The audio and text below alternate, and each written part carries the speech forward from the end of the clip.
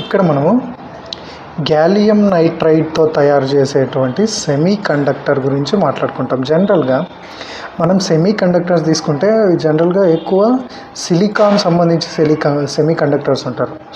But రీసెంట్గా ఛత్తీస్గఢ్ దగ్గర రాయ్పూర్లో, ఛత్తీస్గఢ్ క్యాపిటల్ రాయ్పూర్లో India's first gallium nitride based semiconductor ప్లాంట్కి ఫౌండేషన్ స్టోన్ వేశారనమాట. So gallium nitride based semiconductor అంటే ఏంటి అనే దాని గురించి మనం ఇప్పుడు మాట్లాడుకుంటాం. సిలికాన్ కంటే కూడా గ్యాలియం నైట్రైడ్ అనేది మోర్ ఎఫిషియంట్ అనమాట. ఎక్సలెంట్ ఎఫిషియన్సీ ఉంటుంది, థర్మల్ స్టెబిలిటీ ఉంటుంది, ఈజీగా హీట్కి ఎగ్జైట్ అవ్వదు, ఫాస్ట్ స్విచ్చింగ్ స్పీడ్ అనమాట. మిగిలిన అన్ని సెమీ కండక్టర్తో పోలిస్తే ఎక్కువ ఎఫిషియెంట్గా ఉంటుంది. ఆపరేషనల్ కాస్ట్స్ కూడా తక్కువే అనమాట గ్యాలియం నైట్రైడ్ ప్రిపేర్ చేయడానికి.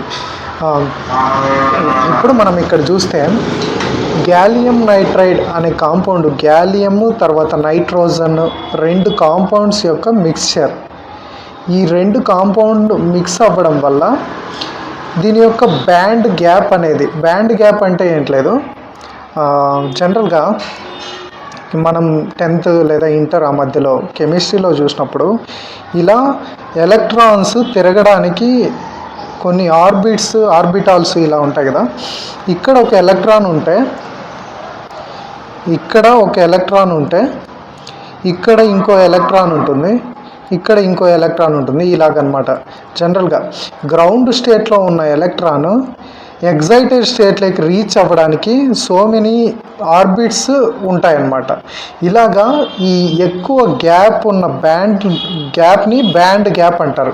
సిలికాన్తో పోలిస్తే గ్యాలియం నైట్రైడ్కి ఎక్కువ బ్యాండ్ గ్యాప్ ఉంటుందన్నమాట. ఇలా ఉండడం వల్ల మనకి యూజ్ ఏంటంటే, సో ఎలక్ట్రిసిటీ అనేది అంత ఈజీగా పాస్ అవ్వదన్నమాట. సెమీ కండక్టర్ అంటేనే ఇట్ సెల్ఫ్ హాఫ్ కండక్టింగ్ అనమాట.